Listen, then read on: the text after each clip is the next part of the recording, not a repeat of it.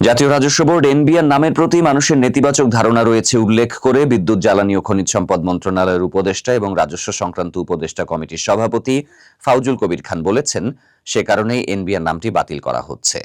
তিনি জানান, ভবিষ্যতে রাজস্ব নীতি এবং রাজস্ব বাস্তবায়ন নামে দুটি পৃথক বিভাগ কার্যকর থাকবে এবং প্রতিটি বিভাগের জন্য আলাদা সচিব নিয়োগ দেয়া হবে। এক আলোচনায় তিনি এসব কথা বলেন। ফাউজুল কবির খান জানান, এনবিআর সংস্কার সংক্রান্ত যে অধ্যাদেশ জারি করা হয়েছে সেখানে কিছু ত্রুটি ও শব্দ গঠনের সমস্যা আছে। উপদেষ্টা কমিটি এ সকল বিষয় সংশোধনের জন্য সুপারিশ করবে বলে জানান তিনি। এ সময় তিনি এনবিআর কর্মকর্তাদের সাম্প্রতিক আন্দোলনের প্রসঙ্গ তুলে বলেন, আন্দোলনটি এক পর্যায়ে সরকার বিরোধী রূপ ধারণ করেছিল।